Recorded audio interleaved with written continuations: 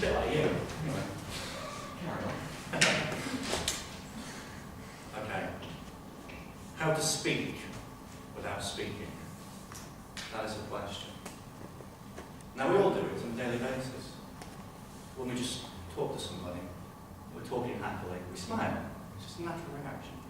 Or if we're doing grumpy, we can be all grumpy. My normal expression, anyway. Right.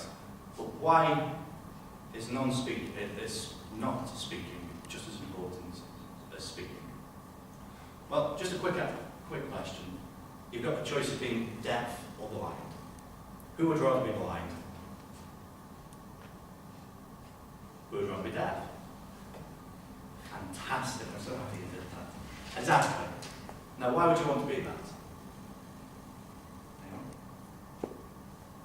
Really? Is there around 70% communications through body language? Okay, yeah. That was half my speech. Anyway, so yeah, we are visual animals. We see things. That is how we perceive the world mostly.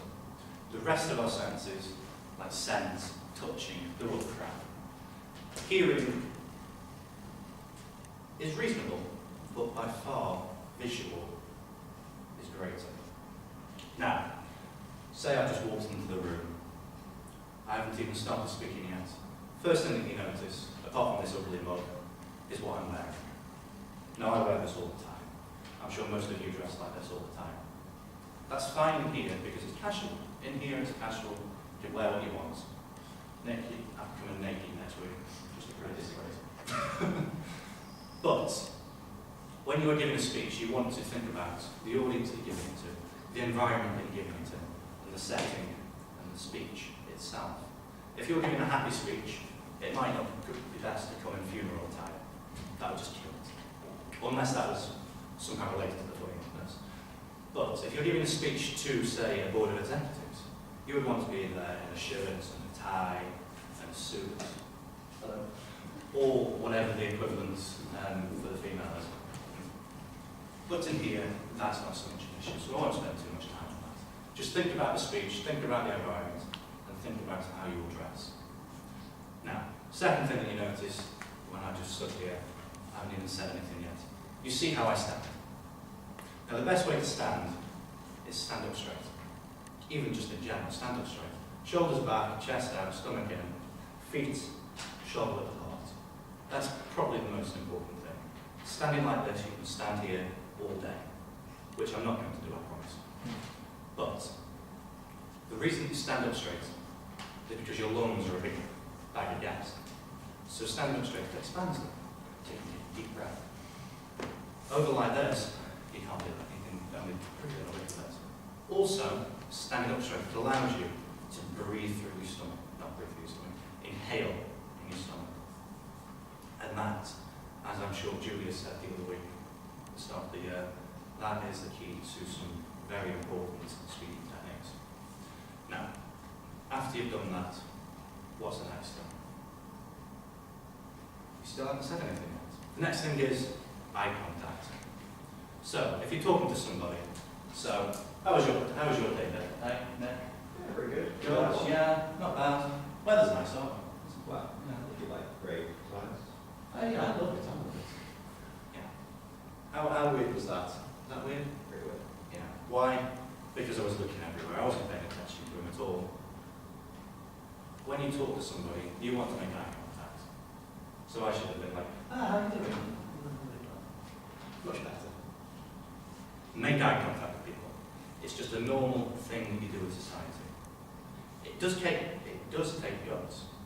So maybe if you want to not look somebody in the eye, but pretend that you are, it's just look, just that. Just that. And that way people can't actually tell that you're not looking them in the eye. Looking them in the eye is important. It connects with them. It forms a bond. And it also hides your fear, because looking in the eye takes guts.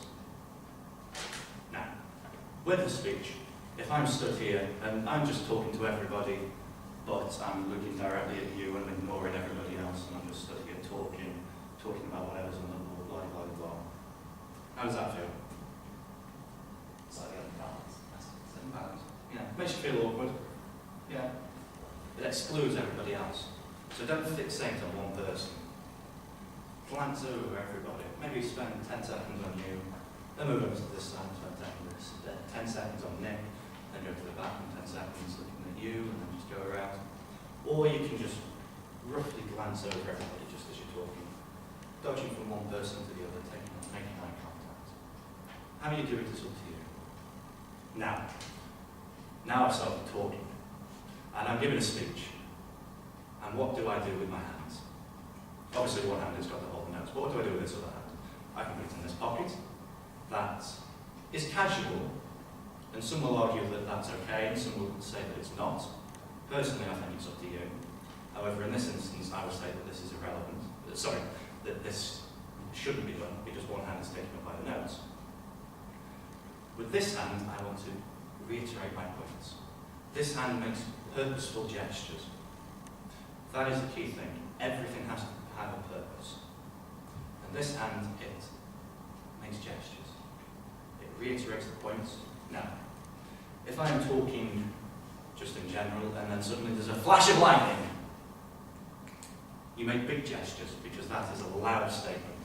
However, if you want to quieten it down, you make your hands quieter. You bring it down the tone. Your hands can control the tone just as much as your voice. However, you must make your gestures purposeful. Purposeful. And that brings us quite nicely onto what do you do with your legs. Now, there's two things that will happen with this. One is when you're giving a speech in competition, and I wish Alex was here because he could corroborate this, but you're stood on a box. I don't know, I've never done it, but it's a box. And so you're stood there and you can't move. So in that instance, how you stand and your gestures, rather than the way that you move, is important. However, in this sort of scenario, it doesn't matter. You can move around. If I'm stood here, and I'm leaning on this, and I'm just talking here, only here for 10 minutes, I'm sure you've all had lecturers that just stand here for an hour and talk at you and talk at you and talk at you. It's boring, isn't it? Yeah. You want to move around a bit. However, as I said, it has to be with a purpose. If I say, on the one hand, I like ice cream, yet on the other hand, I like chocolate, that's a purposeful movement. You move from side to side. I once saw one person, and literally, maybe not with this in the way, but literally, he would pace up and down, like this, and he never stopped. I'll try and keep him on the camera. And he would just keep talking, and he'd keep walking around like this, and he'd just turn around and keep walking back, it would be like this. And it was just so distracting. It was unbelievably distracting. Slow walking, unless you need to walk fast, such as in a fire. But slow walking, purposeful walking, that is the key. Everything has to be with a purpose. Every word you say has to be purposeful. Every gesture has to be purposeful. Right.